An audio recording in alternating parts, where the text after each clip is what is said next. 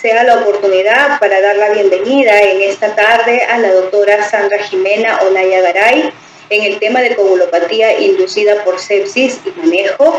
La doctora Sandra Jimena Olaya es médico especialista en ginecología y obstetricia. Obstetricia crítica, es docente de las Universidades Visión de las Américas, jefe de la Unidad de Cuidados Intensivos Obstétricos Hospital Universitario San Jorge. Además, es directora del Comité de Obstetricia Crítica de FEPINCI. Bienvenida, doctora Olaya. Para nosotros es muy grato tenerla acá. La doctora participa de nuestro hermano país de Colombia, es una gran profesional, es una muy buena amiga y estamos muy contentos de volver a tenerla por acá. Bienvenida, Sandra. Hola, ¿cómo están? De verdad que es un gusto para mí después de tanto tiempo volver a compartir con ustedes. Muchísimas gracias al comité organizador por tenerme en cuenta por esta importante ponencia y de verdad que me siento muy feliz de poder nuevamente compartir con ustedes. Vamos a hablar de uno de los temas más importantes dentro de la coagulopatía inducida por sepsis. Vamos a tratar de entender por qué se produce y cómo se debe inicialmente hacer el diagnóstico y el manejo. Mi nombre es Sandra Jimena Olaya, yo soy ginecóloga, especialista en medicina crítica y terapia intensiva y trabajo en el Hospital CES de Caldas y la Fundación Universitaria Visión de las Américas en Pereira, Colombia. Vamos a hablar primero de la importancia de la identificación de estos trastornos de coagulación en las pacientes embarazadas que llegan con diagnóstico de sepsis. La coagulopatía es una de las más importantes disfunciones multiorgánicas que presentan estas pacientes. Hay que tener en cuenta que por los cambios fisiológicos asociados al embarazo, estas mujeres tienen ya de manera previa unas alteraciones importantes en su sistema hemostático. ¿Cuáles alteraciones? Tienen un desbalance entre los factores de coagulación procoagulantes y los factores anticoagulantes. ¿Esto por qué se produce? Se produce porque las mujeres aumentan sus factores procoagulantes para tratar de disminuir el sangrado en el momento del parto. ¿Cómo se define entonces una coagulopatía intravascular diseminada? Se define como un síndrome que ha sido adquirido y se caracteriza por una activación a nivel de los vasos o a nivel intravascular de la coagulación asociada a pérdida de la localización y puede ser causada por diferentes ítems o por diferentes patologías. Puede originarse a nivel vascular y puede también llegar a causar un daño importante en la microvasculatura que va a generar posteriormente una disfunción orgánica. O sea, entendemos que este trastorno en la coagulación es un trastorno que se genera de manera progresiva, de manera adquirida y que puede llegar a ser letal. ¿Cuál es el problema más grande de iniciar una coagulopatía intravascular diseminada en una paciente gestante? El problema más grande es que es una patología potencialmente mortal y cuando se asocia con sepsis es definitivamente uno de esos ítems que te va a marcar un muy mal pronóstico o un muy mal desenlace de la maternidad. Esta coagulopatía asociada a sepsis se reconoce como esta activación a nivel sistémico en la coagulación y esto se asocia a una fibrinolisis suprimida que va a llevar a una disfunción orgánica, generando todo un proceso de inflamación intravascular a nivel sistémico. En todo este proceso, la trombina es uno de los agentes más importantes y contribuye con un papel clave, porque es el que hace la conexión entre todo el fenómeno de coagulación y entre todo el fenómeno inflamatorio. Esta activación de la coagulación y la inflamación son definitivamente reacciones esenciales para la defensa del huésped.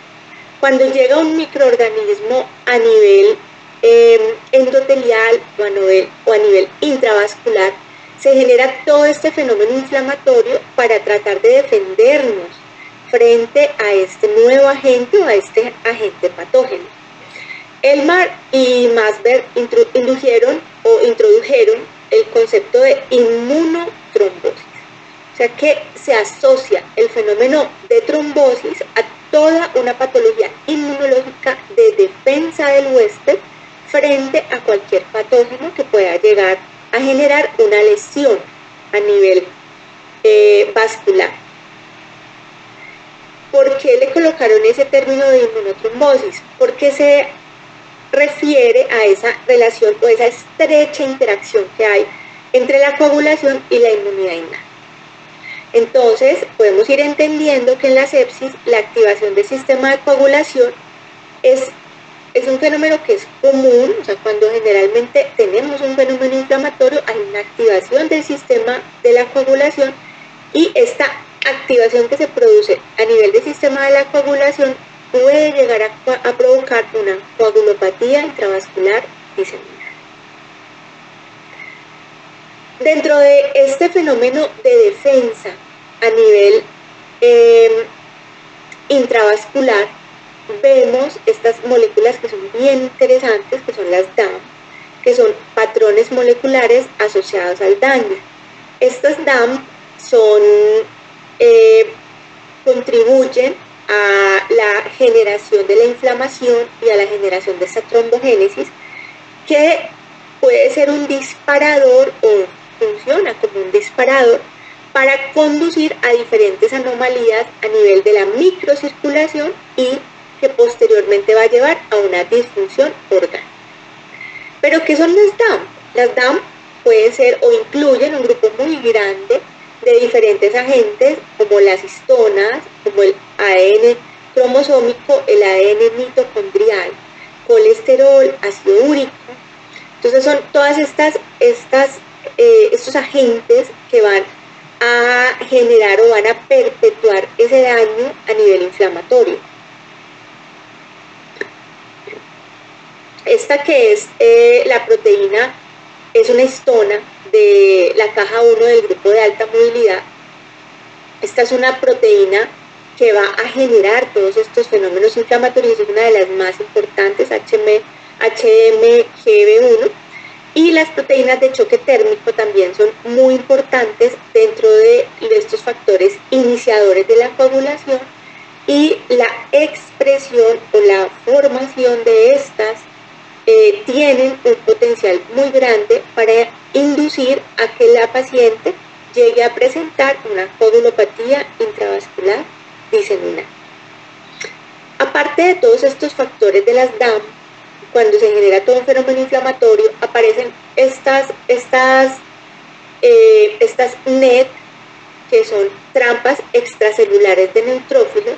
Estas trampas extracelulares de neutrófilos, acá podemos ver los neutrófilos y vemos que se genera un fenómeno que no es un fenómeno de apoptosis, es un nuevo fenómeno que se llama netosis y muerte celular, porque a nivel del neutrófilo se genera como una telaraña, por plantearlo de esta manera, que son las NET, que están formadas por ADN y por otras componentes del neutrófilo, que lo que hacen es se expulsa estas NET, como esta telaraña o este entramado de moléculas que van a tratar de tomar o de pescar o de atrapar todos estos fenómenos o todas estas gérmenes que pueden estar generando toda la respuesta inflamatoria. Obviamente, después de que se genera la expresión de los NET, pues hay muerte celular del neutrófilo. Entonces, vamos a ir entendiendo que la formación de estos NET juegan un papel muy importante en la promoción de la trombogénesis. O sea que tenemos una paciente que tiene un proceso séptico asociado, tiene un proceso inflamatorio, y dentro del proceso inflamatorio vemos toda esta cantidad de neutrófilos que están haciendo netosis y generando toda una cascada inflamatoria donde va a activar toda la parte vascular endotelial y nos va a llevar a un fenómeno de trombogénesis. Vemos acá, esta netosis o estas NET están formadas por histonas, por elastasa, que la elastasa también genera un fenómeno inflamatorio importante, DNA a nivel mitocondrial y a nivel nucleótico, que es lo que conocemos como las DAM, y el fenómeno NET. Y vemos acá cómo se generan estas vesículas extracelulares frente a la acción del patógeno, y expresión de moléculas, lo vamos a ver más adelante, como es el glicocálix, y la activación de diferentes factores de coagulación, como el factor de von Willebrand, y cómo se genera todo un daño endotelial. Finalmente va a generar una activación de plaquetas y va a empezar a formar coágulos que no son tomados, pues que no son coágulos que se hubieran formado de manera normal, sino que son coágulos que son formados por toda esa trombogénesis causada por toda la respuesta inflamatoria que presenta todo el sistema inmunológico frente a la presencia de un patógeno.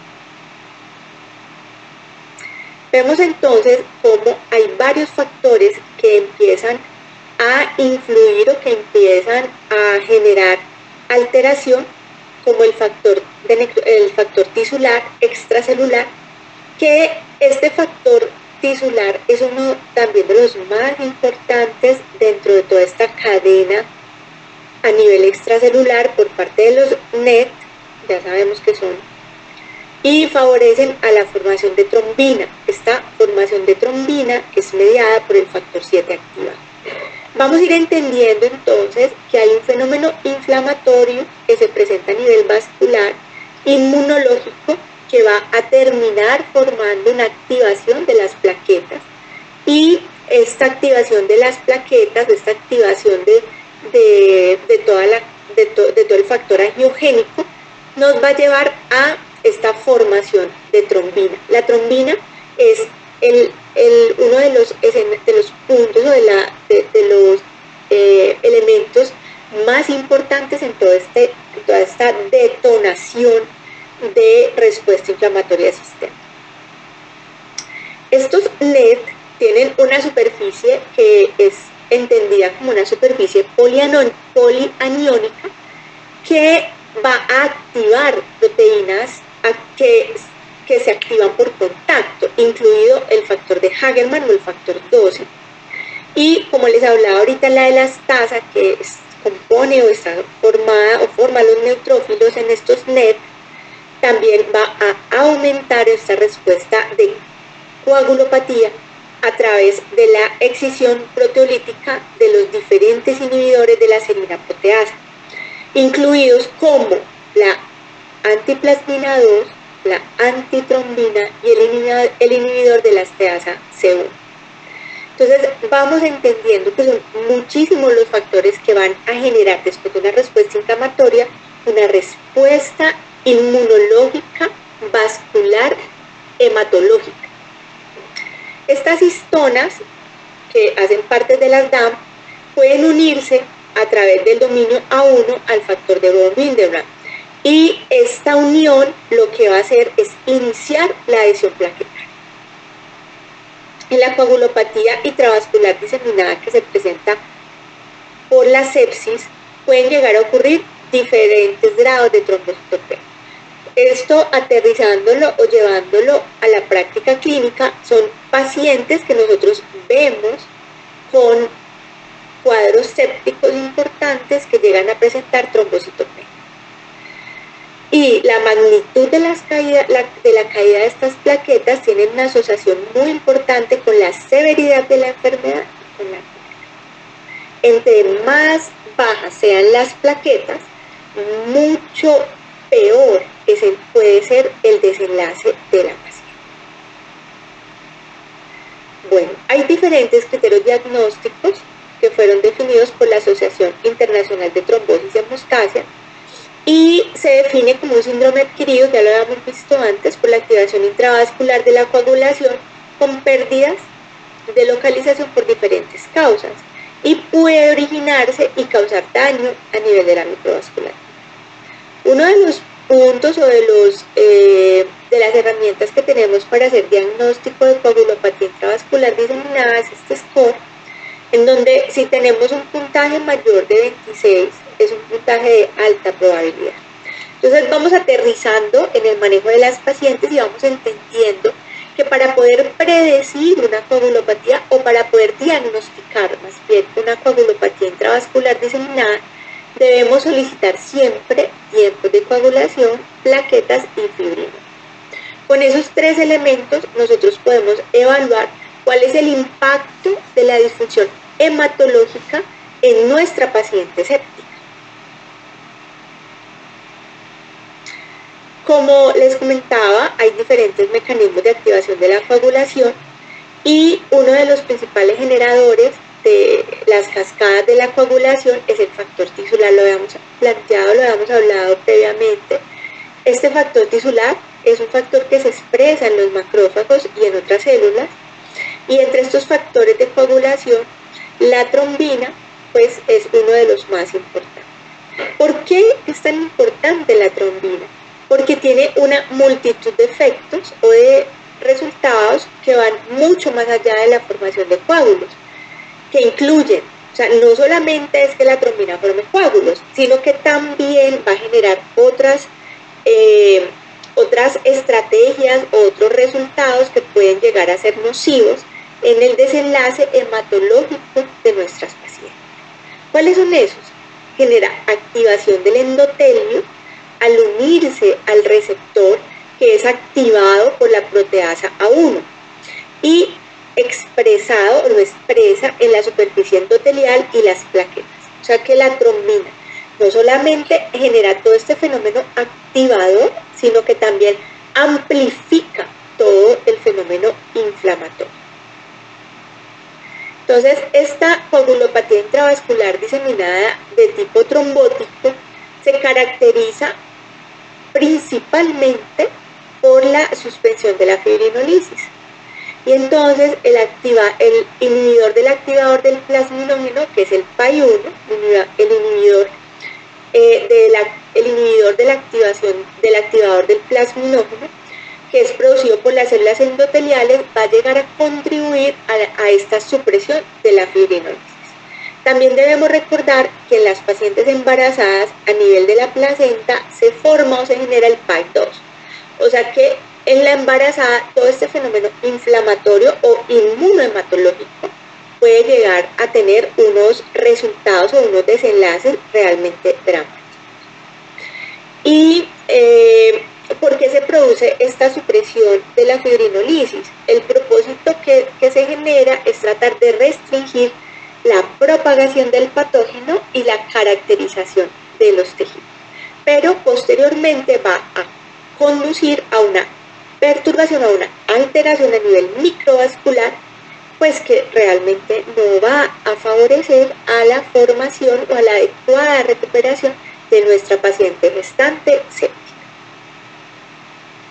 Entonces vamos viendo acá el resumen. Entonces vemos los diferentes microorganismos, el factor tisular que se expresa a nivel celular, genera toda esa respuesta hiperinmune, liberación de citoquinas, activación de plaquetas, liberación de NET así como el hombre araña, así que saca toda esta telaraña de histonas para tratar de atrapar a todos estos patógenos que nos están haciendo daño a nuestra paciente gestante.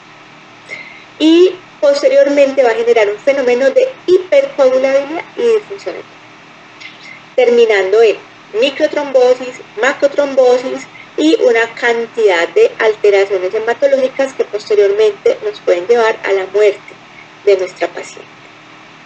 Vamos a hablar entonces un poquito del glucocálix. Uno de los principales componentes es el heparán sulfato.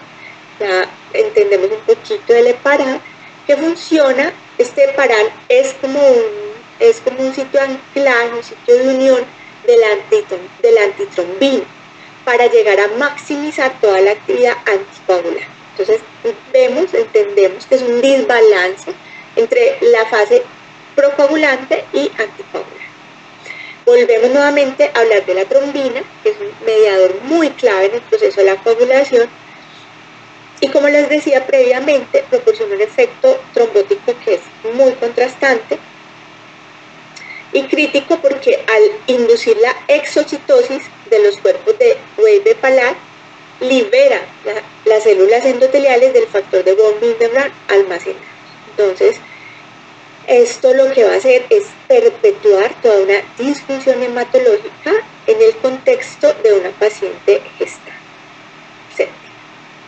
Esta es una diapositiva donde vemos, eso es una microvasculatura de ratones en donde le colocan lipopolisacárido y vemos acá, este es normal y vemos acá en sepsis, cómo se engrosa esta membrana de glucocáliz a nivel endotelial y vemos cómo se empiezan a generar esta activación a nivel plaquetario. Y esta imagen también acá nos muestra, después de colocarle el lipopolisacárido a la ratica, cómo empiezan a ver esta fuga a nivel a nivel vascular y este daño endotelial importante. Entonces vamos entendiendo que el aumento de esta activación plaquetaria en la coagulopatía ocurre por esta activación de la interacción del endotelio con una acción directa sobre la trombina y sobre las plaquetas. En esta coagulopatía, estas células inflamatorias, la citoquina, los patógenos, pues actúan de una manera directa y sobre las plaquetas van a generar mucha más activación. Entonces va a haber un fenómeno de activación plaquetaria y de sobreestimulación. Vemos acá en las diferentes complicaciones obstétricas, sepsis es la más importante, pero también tenemos otras como embolismo líquido amniótico, ruptura placentaria y algunas otras. Y acá, ya para ir un poco concluyendo, vemos acá que la trombina es una de los ejes más importantes en todo este fenómeno inmunohematológico. Vemos acá la activación del macrófago con la bacteria, vemos acá cómo libera estas microvesículas. Estas microvesículas van a activar toda la cascada de la coagulación, va a activar todas las citoquinas proinflamatorias, esto sumado pues al glicocáliz y a la netosis a nivel de los macrófagos y posteriormente generando pues una formación de trombos y una inflamación. Y vemos acá ya cuando hay una progresión de la respuesta inflamatoria, vemos acá cómo empiezan a sumarse otros fenómenos de vasodilatación y antiinflamación que empiezan a generar, empiezan a luchar con fenómenos de vasoconstricción e injuria vascular y fenómenos proinflamatorios, y todo esto, sobre todo generado por la trombina, nos va a llevar a una activación plaquetaria y formación de trombos. E igualmente la alteración a nivel del fibrinógeno y de la fibra. Bueno, ¿y cómo hacemos el diagnóstico? Entonces ya hemos hablado un poquito de la clasificación, de cómo se hace. Hay diferentes elementos que nosotros podemos identificar en todo este fenómeno y hacer medición específica de la trombina. Monitorizar esta trombina es muy importante para tratar de identificar cuál es la correcta gravedad de la coagulopatía asociada a la sepsis, y está en estudio diferentes biomarcadores como la trombomodulina soluble, que se llega a liberar desde la superficie a nivel del endotelio a la circulación, y el PAI-1. Hay otros biomarcadores que realmente uno quisiera medir, como es el glucocáliz, el sindecan-1, el ácido hialurónico. Ese ácido hialurónico es el que llega a cubrir toda la superficie endotelial, que pueden llegar a ser marcadores de daño, el sindecan-1, la angiopoyetina 2, la trombomodulina soluble, pues se asocian definitivamente de una manera independiente con un mayor riesgo de mortalidad en sepsis. Entonces, si nosotros a futuro podríamos tener estos marcadores endoteliales de activación tisular, pues podríamos identificar realmente cuál podría ser la severidad de esta alteración a nivel del sistema de la coagulación en pacientes sépticos.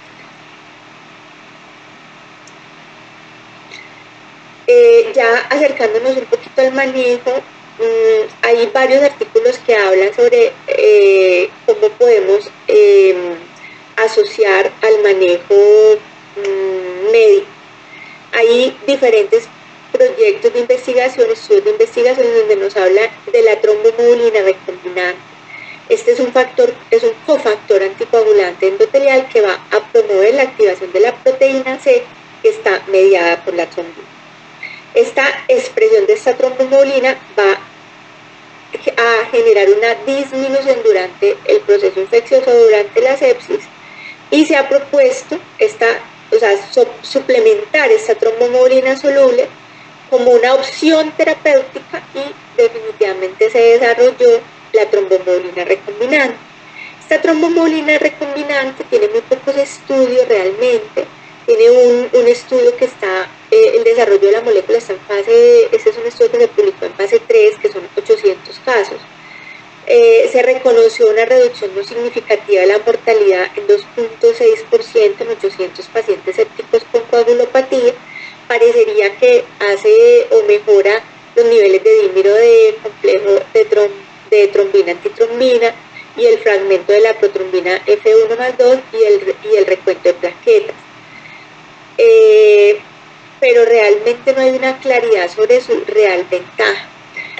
¿Cuál podría ser la característica que podría ayudar a la trombomodulina? Es el dominio que tiene similar a través de la lectina, que se cree que puede llegar a disminuir o a suprimir todas estas respuestas inflamatorias y puede llegar a inactivar esas moléculas que vimos al inicio de la charla, las famosas TAM, como las histonas y algunos otros factores.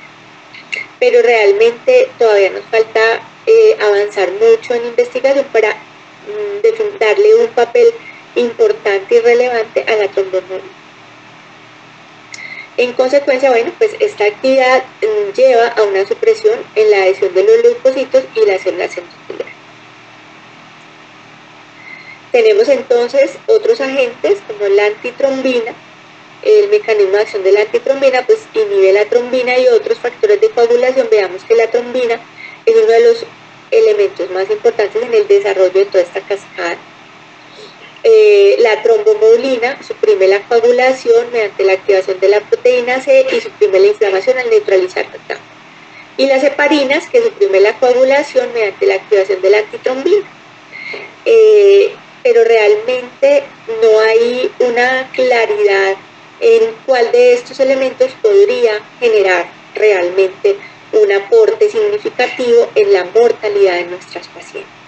Y las heparinas, que se utilizan con frecuencia en pacientes sépticos para tratar de evitar el tromboembolismo venoso. Sin embargo, su verdadera eficacia sobre la coagulopatía no hay claridad sobre eso. Ya para concluir, entonces vemos que la coagulación intravascular diseminada es definitivamente una complicación potencialmente mortal. Se caracteriza por una activación que es sistémica, que es progresiva de todo el sistema de la coagulación, y puede presentarse en diversas enfermedades, especialmente en el tema que nos abarca en esta reunión, que es la sepsis. Y esta coagulopatía, que es inducida por sepsis, se caracteriza por la supresión de la fibrinolisis, que es típica en la coagulopatía intravascular diseminada. Esta coagulopatía intravascular diseminada que induce por sepsis puede progresar muy rápido a disfunción y falla múltiple de órganos. Por tanto, esta detección temprana de la coagulopatía intravascular diseminada es demasiado importante. Punto claro para que se lleven siempre es sospechar la generación o la progresión de una coagulopatía intravascular diseminada. Los dejo con una foto de dos grandes amigos y colegas en el lugar donde yo trabajo. Y muchísimas gracias por permitirme compartir esta experiencia y esta conferencia con ustedes. Muchísimas gracias, un abrazo y espero que pronto podamos vernos y podamos compartir personalmente. Muchísimas gracias. Muchas gracias, doctora Olaya. Siempre es un placer escucharla y tenerla acá con nosotros.